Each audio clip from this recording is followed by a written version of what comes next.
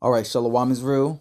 All praises, honor, and glory goes to Yahweh Ba'ashim Yahweh Shai, Ba'ashim Rakak Wadash.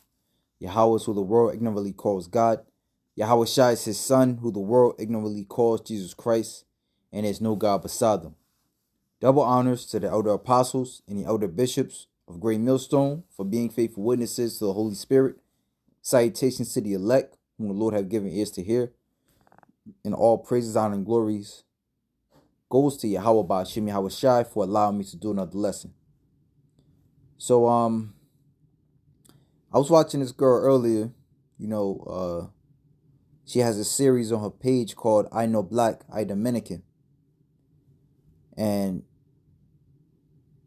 she from face value looks like a so-called black woman, a Judite, but apparently she's a Simeonite. And in this series, she gives a pretty good history, for those who don't know about her country. And in this part, I'm gonna play the last minute or so of this part 4, because she makes a good point, right? And it's something that let me just play and we'll go from there. And their ancestors. No, we celebrate the independence from Haiti, the same people that helped free us from our colonizers. And as a side note, that's scripture. When you go to Genesis 49:6, it speaks on how Simeon and Levi will not be united. Simeon being the so-called Dominicans, Levi being the so-called Haitians.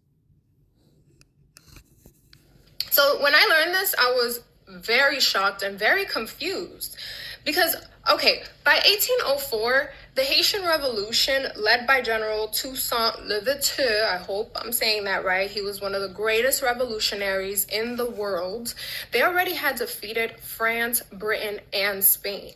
And then later on, they unified the island, so they had control of Dominican Republic. Dominicans fought for their independence years later and won. So that is what we're celebrating. But then the thing about it is that when we gained our independence, we didn't go back to our African and our indigenous customs. We went right back to the colonizers' brainwashing. We spoke his language. We praised their gods. We practiced the religion. We tried to be like them, So I feel like this is interesting, and I wanted to talk about it because I feel like this is one of the generational curses that needs to be broken. And that's the culture that us as a people have under our enemy. All right? As it is written, we are yet this day in our captivity. In the book of Baruch, chapter 3, verse 8, in the Apocrypha, it is also written how we would discontinue from our heritage. And as she mentioned, the independence was solely physically. However, at that point, when we so-called became independent from our colonizers, whether those of Haiti, those of I believe I had looked it up, it said right, Haiti, Venezuela, Mexico, and Brazil, and as she mentioned, DR were released from their physical slavery. However, mentally they stayed stuck. All right, they remained dependent. Being independent meaning not dependent. Being dependent meaning just that. You're pretty much you're leaning on your oppressors. Your thought process, if it's not backed by your oppressors, it's not understood. That's why to this very day, as she mentioned, you speak his language, you worship his gods. Okay? We see it all the time. Many people, especially so-called Hispanics, which are of the northern tribes, all right? As a matter of fact, let's get a 12 tribes chart while we at it.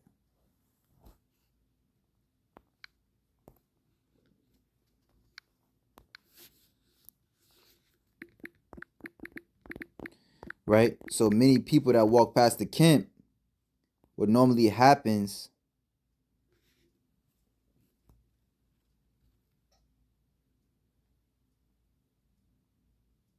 right? So here's a 12 tribes chart. I mean, we grade Millstone. That was IUIC, but I mean, their chart was still on point, you know.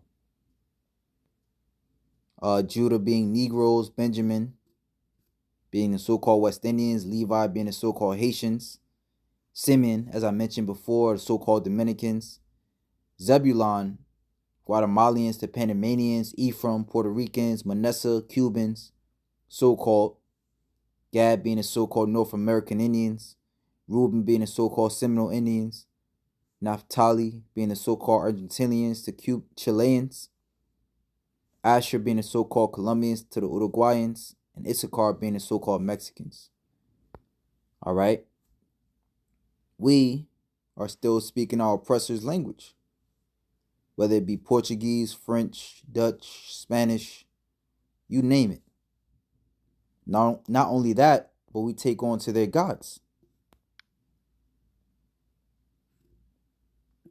Okay? And when I looked it up, I put if Haiti, Venezuela, Mexico, and Brazil gained independence, why did they still choose to speak the language of their former colonizers? Now it says language stayed because power structures, population makeup, and practicality didn't disappear with independence. All right. It says point 1. Language doesn't reset when a flag changes. Independence removed foreign rule, not the legal system, the schools, the church, the bureaucracy, the ruling class. So in essence, the mind, that was like how during the so-called black slavery, they had something called the Willie Lynch letter. All right, where they left the body and they took the mind. So that's essentially what was done here, whereas the mind was already taken. Right, they already infiltrated your schools, your legal systems, your church. All right, that which makes you an established people. So in essence, you are established on their rules, on their laws. All of those already operated in the colonizer's language. Changing language would have meant rebuilding the entire state from scratch. It says the elites already spoke the colonizer's language. In almost every case, independence was led by educated elites, landowners, military officers, mixed or European descended classes. They wrote laws in Spanish, French, or Portuguese, negotiated treaties in those languages, and ran courts and churches in those languages. Keeping the language protected their power. Right? Because normally what would happen, is that the colonizer would go to the top person of that particular land. It was a chieftain, and the chieftain, either have to, learn the language or they would have an interpreter. And essentially, they would set up shop. The colonizer was the colonizer,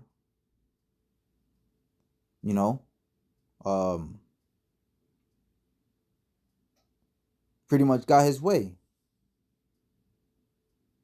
It says,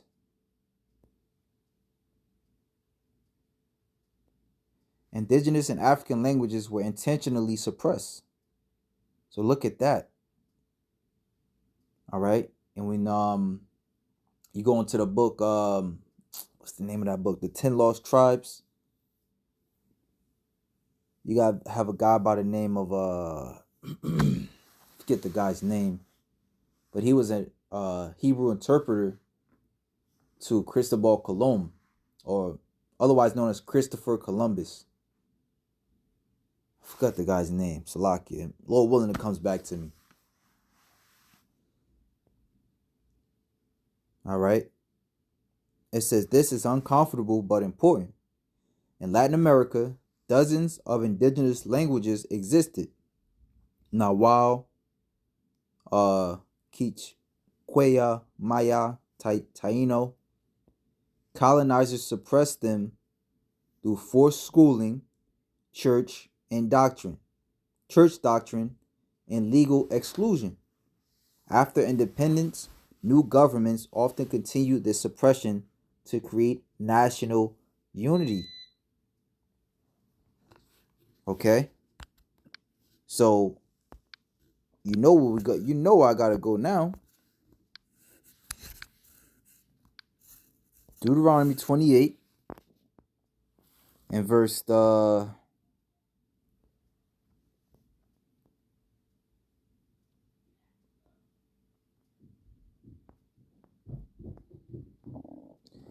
with me.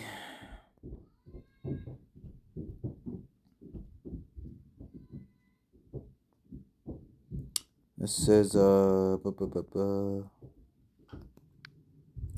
it's Deuteronomy 28 and 25 in NLT. Yahweh will cause you to be defeated by your enemies. You will attack your enemies from one direction, but you will scatter from them in 7. You will be an object of horror to all the kingdoms of the earth.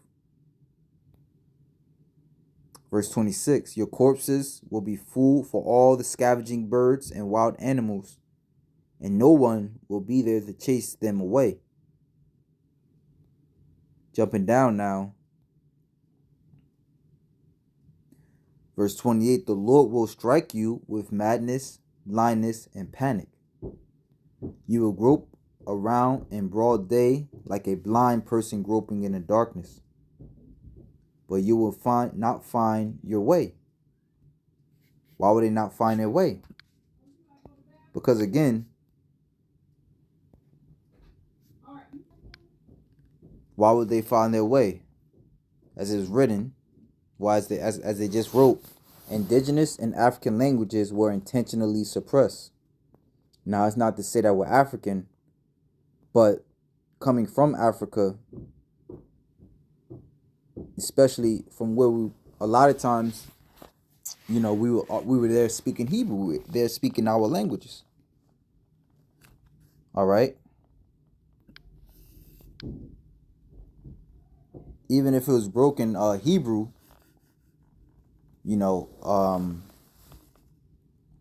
which for a period of time, like it says in 2 Ezra 13, the so-called Hispanics or the northern tribes, they decided to go unto a land where no man dwelt to serve Yahweh Ba'ashim Yahweh Shai. Right? So, they still had remnants of, the laws, statutes, and commandments within their customs. Even that guy, who was it, James Adair, had made note of that. How we would, speak, say the Shammai prayer and observe various high holy days, such as the Passover. But reading on, we're going to jump down or jump through. You will watch as your sons and daughters are taken away as slaves. Your heart will break for them, but you won't be able to help them. A foreign nation you have never heard about will eat the crops you worked so hard to grow. You will suffer under constant oppression and harsh treatment.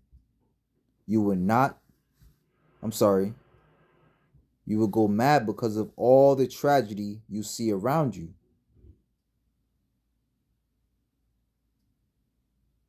The Lord will cover your knees and legs with incurable boils. In fact, you will be covered from head to toe. The Lord will exile you, and and your king to a nation unknown to you and your ancestors. There in exile, you will worship gods of wood and stone. Right? So again, this became a lifestyle. This became a culture. You will become an object of horror, ridicule, and mockery among the nations to which the Lord sends you. You will plant much but harvest little, for locusts will you eat your crops. For locusts will eat your crops. You will plant vineyards and care for them, but you will not drink the wine or eat the grapes, for worms will destroy the vines. Jumping down to verse 41, you will have sons and daughters, but you will lose them, for they will be led away into captivity. And again, this happened various times throughout history. And if you do your research, you will see that's what the conquistadors did. They took the young women. They did what they wanted with them. They put the men in slavery. They took some of them back to Spain as slaves, as well as the resources that they grew from slavery. So this is a real thing.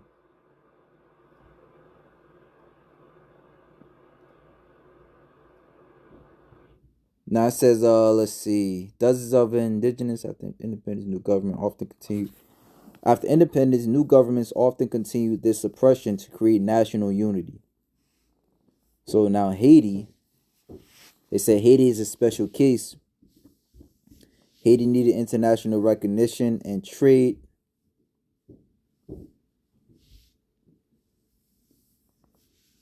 Right, it says why French remained. French was already the language of law, diplomacy, and writing. Haiti needed international recognition and trade. The educated class spoke French. But here's the key difference. The people spoke Haitian Creole. Creole is not French. It's a new language formed by enslaved Africans. It says, so Haiti didn't choose French culturally, it kept it institutionally. But it's still slavery nonetheless. And you're still dependent. They still left that mark within you. But let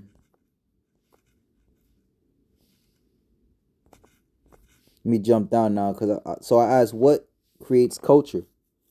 Culture is created by shared survival over time.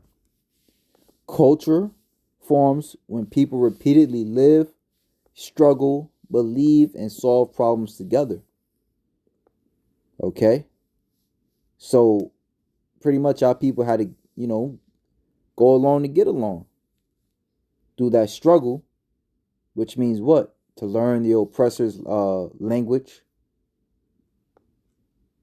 to talk how he talked, to live how he lived, meaning yours had to be suppressed.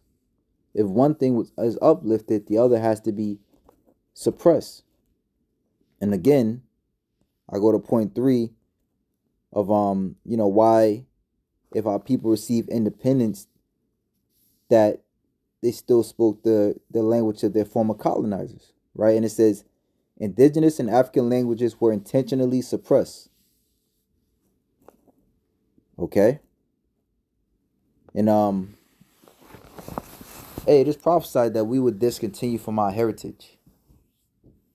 But we in these last days, when the Lord said after 3 days and a half, the spirit of life shall enter back into you, you're going to remember yourselves. Right? It says in Ezekiel 37 that the dry bones were able to live once more.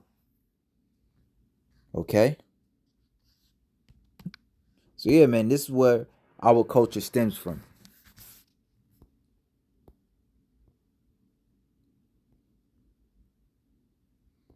And this is no culture. Right? Today we're known as our people, not we, because we've turned back and we continuing, to trim our ways to please Yahweh Bashim Yahweh Shai, but our people is known as degenerates. Right? Jeremiah 2:21. Yet I have planted thee a noble vine, holy, a right seed. How then art thou turned into the degenerate plant of a strange vine unto me? Okay? And this is how. Because we went away from Yahweh Shem Yahweh Shai. And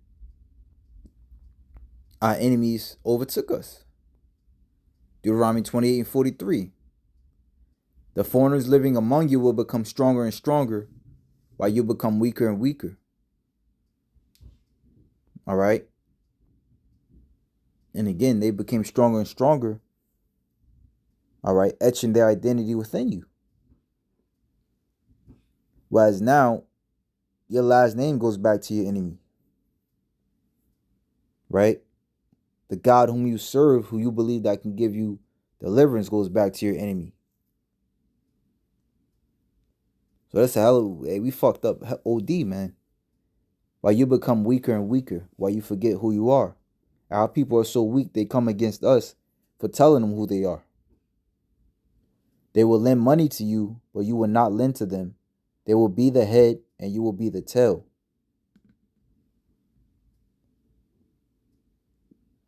If you refuse to listen to the Lord your God and to obey the commands and decrees he has given you, all these curses will pursue and overtake you until you are destroyed.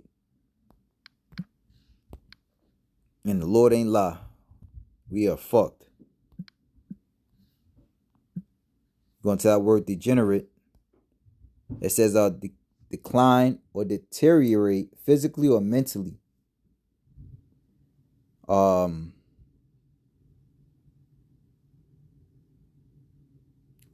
Look at this one.